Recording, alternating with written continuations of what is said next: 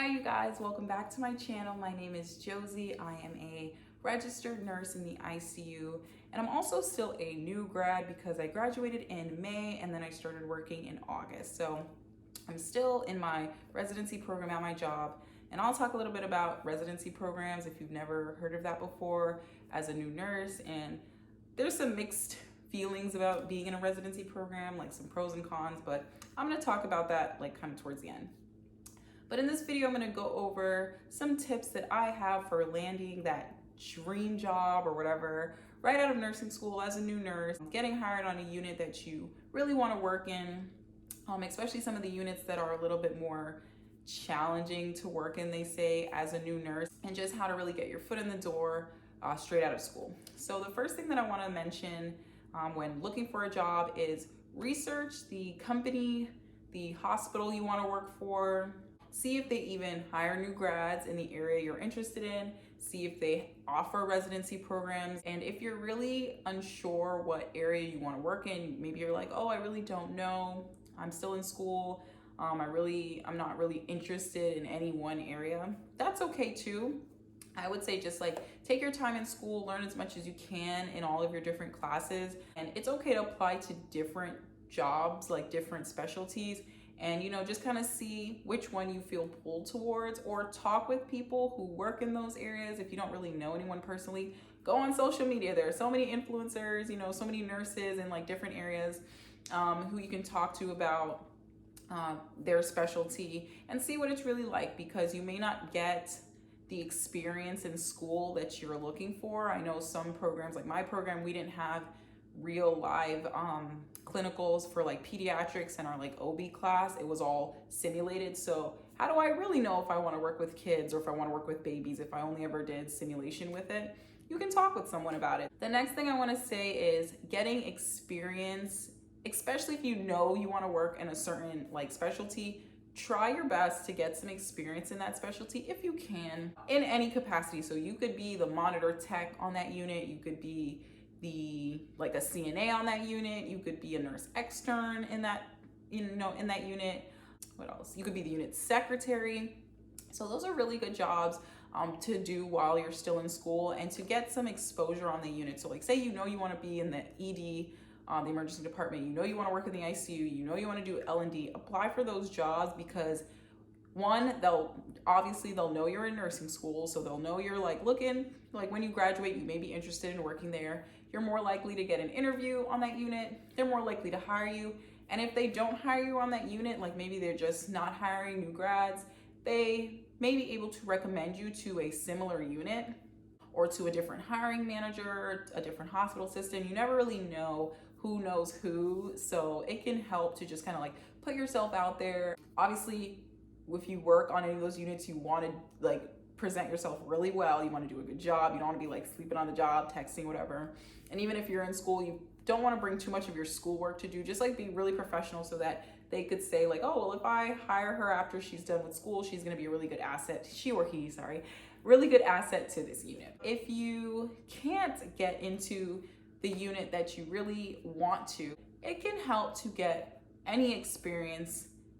And when I say any experience, I mean like similar to that acuity level that you're interested in. And so like, I'm not gonna like go work in like a nursing home knowing that I wanna work in the ICU. I'm gonna try to get into a hospital, into a higher acuity level type system where I'll be able to do more skills and have more to contribute and say in the job that I really want. So I did apply to nurse extern positions in the ICU when I was in school, and I don't even think I got interviews.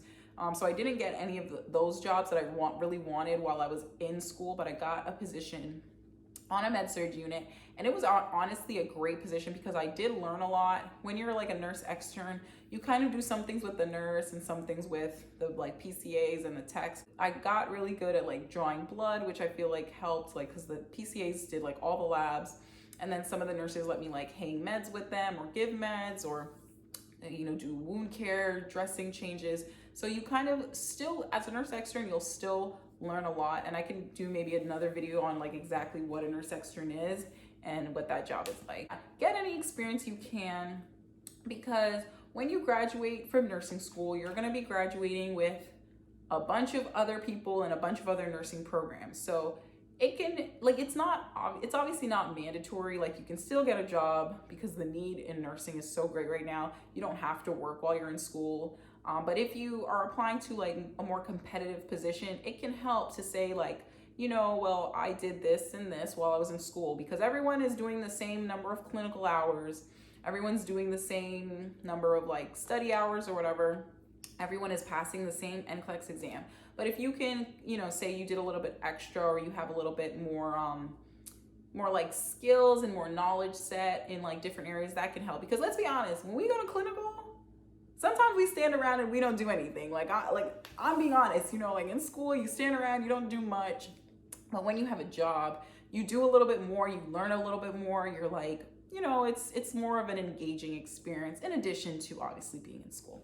So not only will it give you more of a competitive edge, it can also just help you overall transition into your new role as a nurse, because nursing school is very different than like real life nursing. So working in the nursing field in any capacity, I feel like helps people make that transition into their role as an RN a lot easier. So the next thing I want to mention is your preceptorship or your practicum, whatever they call it at your school. This is usually that portion in the last semester of your nursing program where you are paired with a nurse, usually just you and that nurse, and you work their schedule for however many weeks. It's kind of like an advanced clinical. So at most schools, I believe, they try to give you the option of what area you want to be in. I know at our school they gave us like, we could pick our top 3, and then they tried their best to place everybody where they wanted to. So I was placed in the ICU for my preceptorship, which is what I wanted, and because I knew I wanted to work in the ICU. So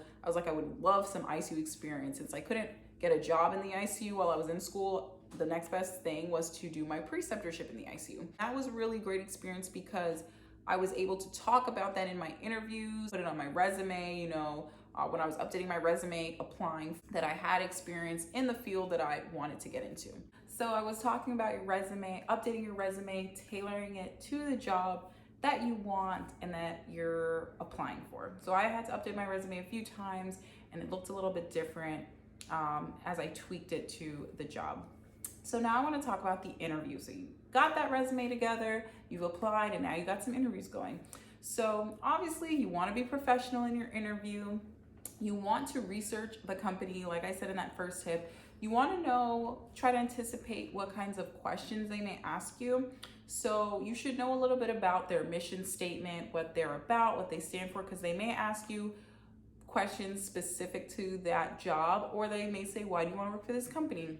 Especially if it's a company that's either a nonprofit organization, they're really big on research, they're really big on giving back, they're a big hospital system within the community that does a lot of stuff like that. If you've done volunteer work, you can talk about that.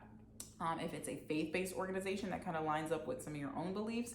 Doesn't necessarily have to, but if it does, that's cool too. You can talk about that. Just kind of know what exactly the company is about, and also what they may ask you. You always want to play up yourself in an interview. Don't be cocky, but be confident in your skills. Talk about some of the things you've done, the more advanced skills that you know how to do. Don't talk about all your first semester skills, making beds and stuff like that, but talk about some things like IVs or drawing blood or hanging meds, or just some of the things that you've done in your clinical experiences, your preceptorship, if you work, those experiences.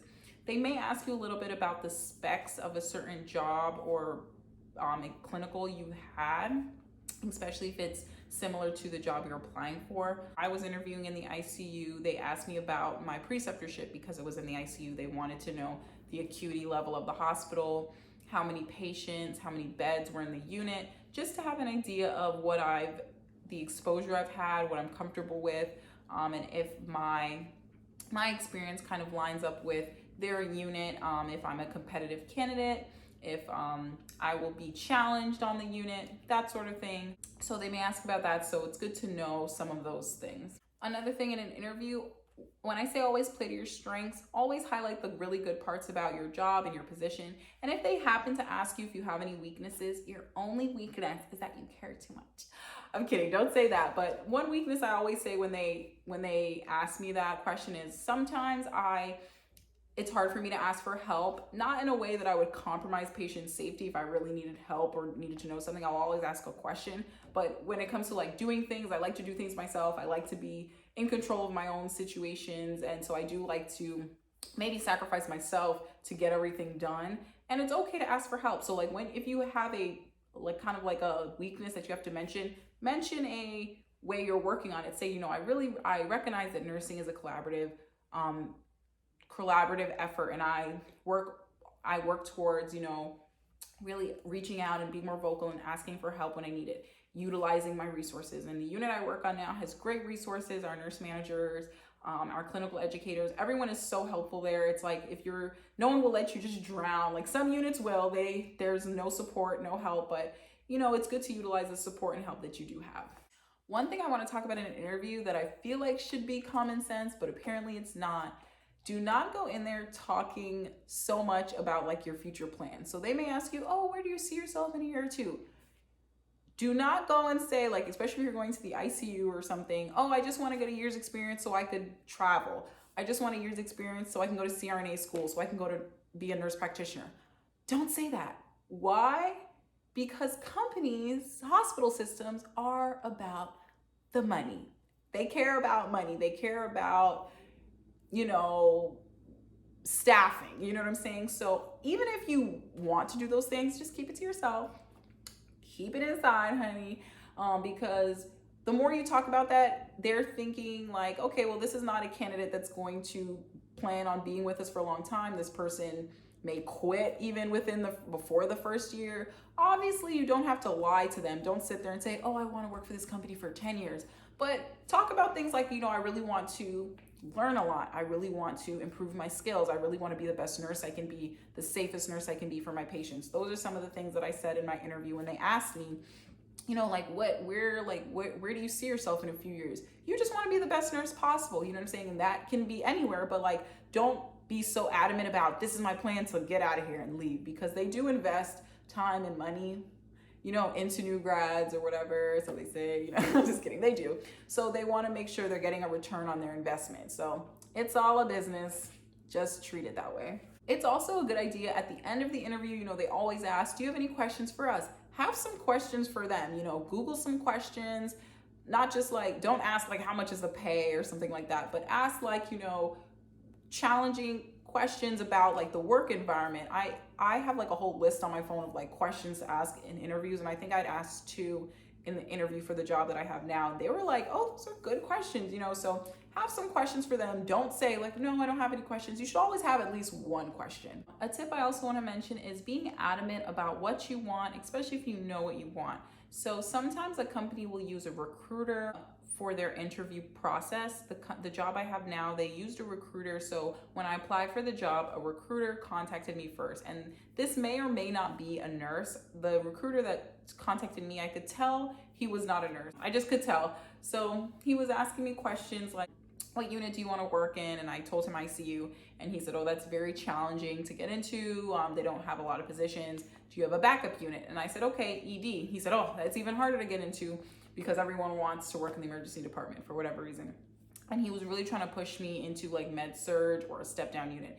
And it's not his fault, it's the recruiter's job to fill some of the positions that are a little bit more difficult to fill, which is usually like a med surg unit. But I was really adamant. I said, well, I'm applying for the ICU and I want to work in the ICU. So he was like, okay, I'll set up, an interview. And that's the interview that I kind of mentioned a little bit, where I talked about all the different things that I'd done. And they seemed really impressed. And he called me like 2-3 days after the interview, and he was like, they really liked you and they want to offer you the position.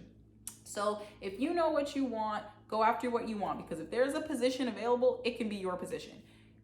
In the same vein, know what you're willing to work with, and if you're wanting to be flexible, because you may already work for a hospital system, you may really love it, you may really love the benefits, your whole family works there, whatever, you want to keep working there, and maybe the unit you really want to work on really just doesn't hire new grads. And you may have to work your way up. You may have to work in the cardiac step down before you can work in the CVICU. Or you may have to do like mother baby and then L&D before you can work in the NICU. So just know what you are willing to do to get to that position you want to be in. But if you do know what you want, go after it and be firm on it. So now I kind of want to touch on nurse residency programs because there are some negative things that people have to say about them, and there are some things to kind of mention. So normally a nurse residency program, from what I can like simply describe and understand, is they were created to allow new nurses to segue into some of these units that originally they didn't really let new nurses work on because they didn't really have anyone to train them, and they didn't want to devote the time or the energy. So I feel like back in the day, everyone kind of just started on med surg. Even if you wanted to work in psych, no matter where, you started on med surg to get like your time management skills down, some other basic skills down before you could go to a more specialized unit. With a nurse residency program, you are committed to a certain amount of time. In the ICU where I work, it's 16 weeks. Some step down units at my hospital are like 11 or 8 weeks. So it just depends. And you have a preceptor that entire time. So they're obviously investing some time because the period of time where you're in your nurse residency program, your preceptor is with you like side by side usually. And you guys have the same patients, and like maybe each week you'll take on a little bit more. So that means that while you're a fully paid employee, you're getting paid your full salary to work, your nurse who is precepting you is also a fully paid employee, but you guys are taking care of the same patients. So staffing wise, they cannot pull your preceptor to have her own or his own separate patients and you to have your own. So there is a bit of time and money that goes into that.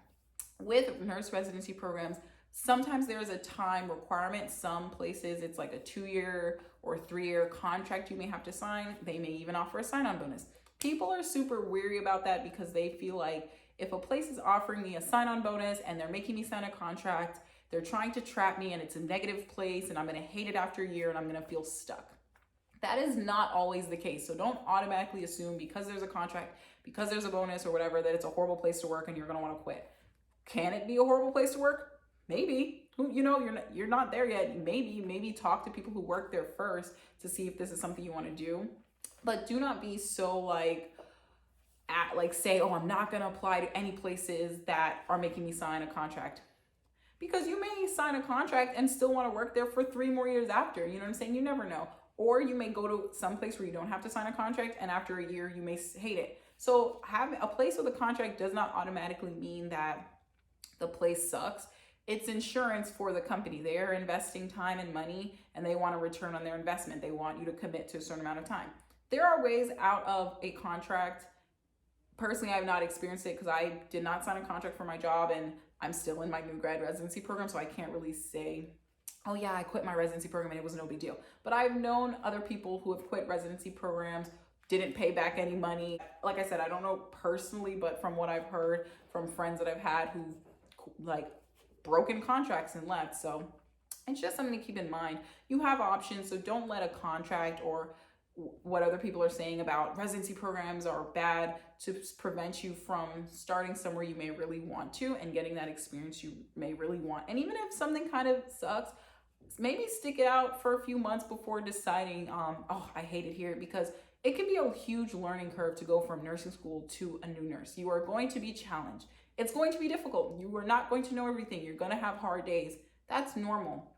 Obviously, do not compromise your mental health for any job or anything like that, but know that you have to give something some time to really learn and really grow. That's all I really just want to say about residency programs. Do not just automatically write them off because you hear everyone saying oh, don't be in a residency program. So I just want to mention that. Don't mind me, this is how I get my thumbnail pictures, but a really important tip I almost forgot. Make sure you apply early and apply to multiple places. Don't just apply to your dream hospital, because if you don't get hired there and you didn't send out any other applications, it can be a little hard to get a job right after school, especially if you're trying to do a new grad residency program. Some of them only accept applicants for their new grad residency program twice a year or a certain number of times a year. Once they hire the amount of new grads they're looking to hire for a certain unit, they may tell you to wait until the next cycle, and that could be months, because they can't have a full unit of new grads at any one time. There aren't enough people to train them. If you're not in a rush, then it's okay to wait until after school, but if your goal is to graduate with a job, know the application deadlines and apply early. I finished my nursing program in May and started applying for jobs at the end of February. I interviewed and was hired in March, so almost 2 months before graduating. Good luck, you guys, in all your future endeavors.